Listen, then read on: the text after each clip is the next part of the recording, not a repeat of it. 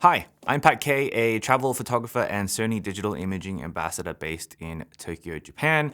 And by the end of this video, you'll know not only how to think about and shoot in manual mode, but you'll also know how to approach all of the semi-automatic modes as well, and know what they're good for and where to use them as well. This video is the next installment of my beginner guide series, the series where I teach creative skills for the new content creator. This video actually requires you to have watched the very first video in this series where I talk about the exposure triangle. So if you haven't already watched that, then I'll leave a link to that in the description for you to watch before you complete the rest of this video. But if you haven't watched it, don't worry, we'll have a very small refresher whilst we go through all of the content in this video. A quick reminder that if you want to skip all of this YouTube foraging for content and education and you want to learn photography from end to end once and for all, then check out my 30-day photography fundamentals course, which I will leave a link to in the description below as well. Okay, let's start with why. First and foremost, why would we ever get into the scenario where we would want to even use manual mode? Well, while automatic and semi-automatic modes are all well and good and most certainly have a time and a place, sometimes, especially if you have an older camera, the camera can get things wrong, especially when it comes to exposure or creative techniques that you're trying to do. Using manual mode gives us the ultimate control over how we want our images to look, which is especially important once we've learned the basics of the exposure triangle and we're starting to use shutter speed and aperture for more creative purposes. So let's do a quick recap on the components of the exposure triangle, which are shutter speed, aperture, and ISO. And again, if you haven't watched the video on it that I recommended before, then I suggest you do that first before watching the rest of this video. Now, the three main components controlling our exposure, meaning how dark or how light our image will be, are shutter speed, aperture, and ISO. They all do it in different ways, but they're all connected to one another. Now, aside from controlling exposure, they all have separate functions as well, which we will go through now. So the very first one, shutter speed, controls how fast or slow the shutter in front of the sensor opens and closes. A fast shutter speed, such as 1/400 or 1/1000th of a second or more, opens and closes the shutter speed very fast, and it has the creative effect of freezing the action. Now, this is great for things like portraits or street photography or sport, where things are moving super fast through the frame. Now, a slower shutter speed, on the other hand, is something more akin to 1/15th or 1/60th of a second, and this allows more light to come through the sensor because the shutter is literally open for a longer period of time. This makes the image brighter, and for categories like landscape photography where subjects don't move, this is great because it allows for a lot of light and for us to be a little bit more flexible in other areas of the exposure triangle. Just watch out for anything moving in your frame when you're using slow shutter speeds, as these types of shutter speeds can cause your image to start to blur, although that might also be what you want. The next one is aperture, and this controls how large or how small the opening is at the very end of the lens here, this bit. The larger the aperture, which is an f-stop number closer to 0, the more the light is allowed through, but the less depth of field or the less things in focus your image will have. The smaller the aperture, which is an f-stop number further away from 0, the less light is allowed through, but the more depth of field or the more things in focus your image will have. So if you want that soft looking bokeh, like, in the background here, you want something that has a very large aperture, something like f1.4 or f2.8, and then you want to get close to your subject, and that will give you the bokeh effect. Now, the final one is ISO, which is something that controls the gain or the power that is given to the sensor. The lower the ISO number, like ISO 100, the less gain the camera needs to put out, and also the higher image quality you'll get as well. The higher the ISO number, say ISO 12800, the more gain the camera needs to use and the less image quality you'll get. This will appear in the form of things like grain and reduced dynamic range and blotchy colors and things like that. Okay, if you're enjoying this video so far, then I would really appreciate if you hit that like button for me so that I know it's good enough to make even more free videos just like this in the future. All right, now that we've gone through that refresher, let's think about how to use manual modes on our cameras. Remember, every mode has its pros and its cons. With manual, the pro is that we get absolute control over everything in our image. And the con is that with that absolute control, that means we're changing our settings every single time we want to shoot, which is slower and potentially might make us miss our shot. Now, at the end of the video, I will share with you my favorite way to get around this kind of problem and give you my setup, my personal setup that I use pretty much 99% of the time. Okay.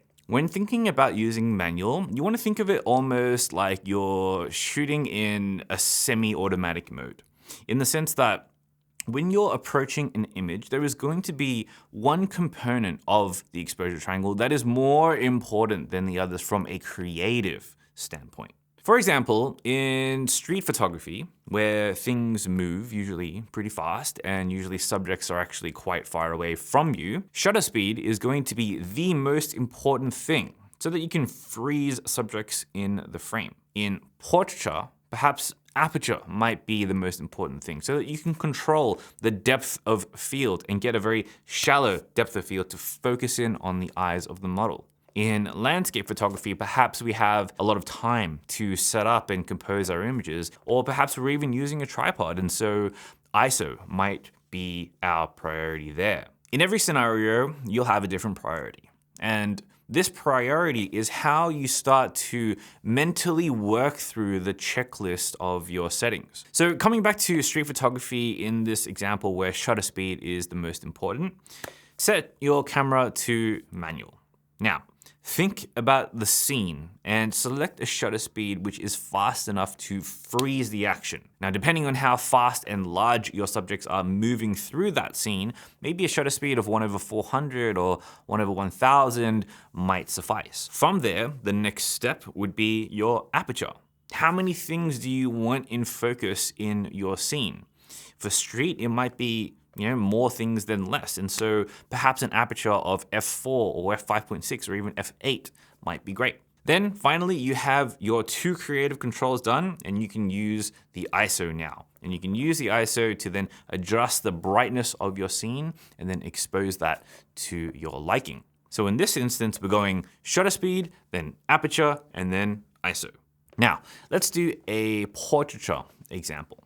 Now, in this example, we might be prioritizing that very shallow depth of field and bokeh in the image to draw the attention to the eye. And to do that, first we will start with aperture. So perhaps maybe we set it to f1.4. From there, we then need a fast enough shutter speed to freeze the action, to freeze our model. So maybe 1/800th of a second. And then finally, down at the bottom, we can change the ISO to then again suit our exposure levels. So in this instance, we are doing aperture first, we're doing shutter speed, and then finally ISO. Now, for most intents and purposes, across most images and across most categories of photography, you're going to be using shutter speed first and then aperture, or aperture first and then shutter speed, and you will notice that ISO is last. And that's because, again, shutter speed and aperture both control the creative aspects of an image, and ISO does not. So most of the time when we are using ISO, we use it last, and then we use it to control the exposure and the image quality that will result.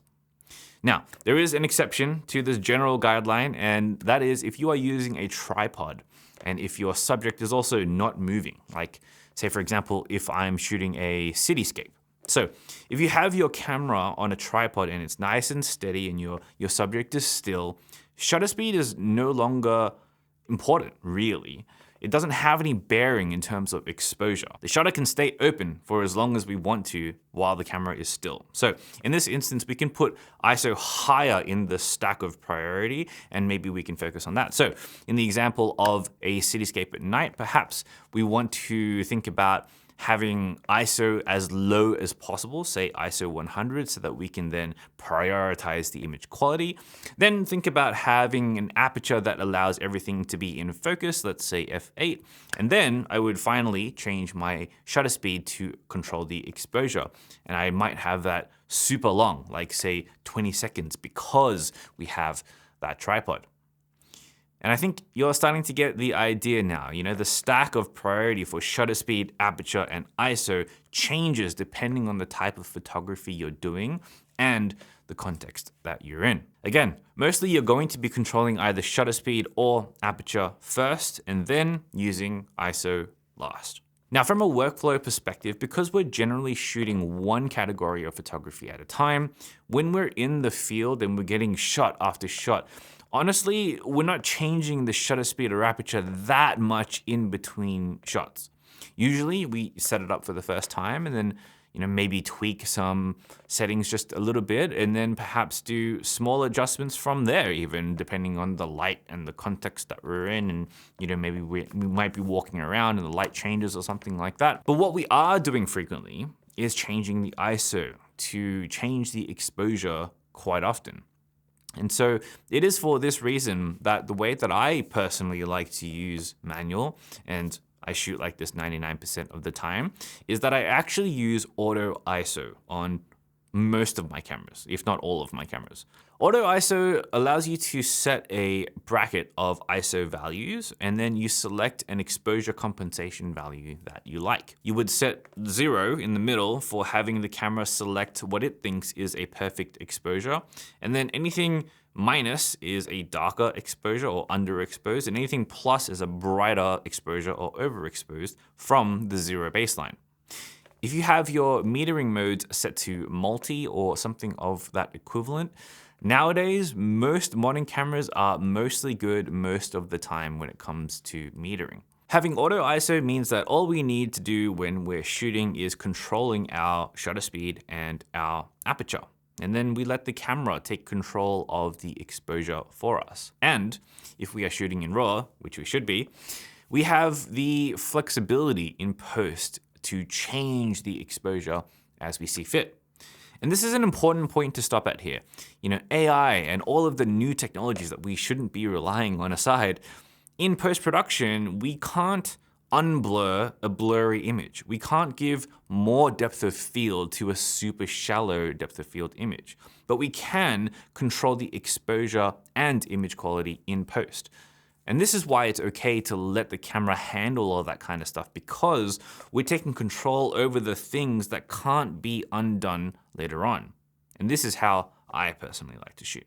Now, all of the manual stuff makes sense, but where does it make sense to use the semi-automatic modes like aperture priority or shutter priority? On your cameras, it'll say A or S or M or P or whatever the case may be. Well, all of those modes require a very similar stack of mental priorities when we're shooting from a workflow perspective. When shutter speed is the priority, putting the camera into shutter priority mode will allow us to control the shutter speed directly, but then the camera will control the ISO and the aperture.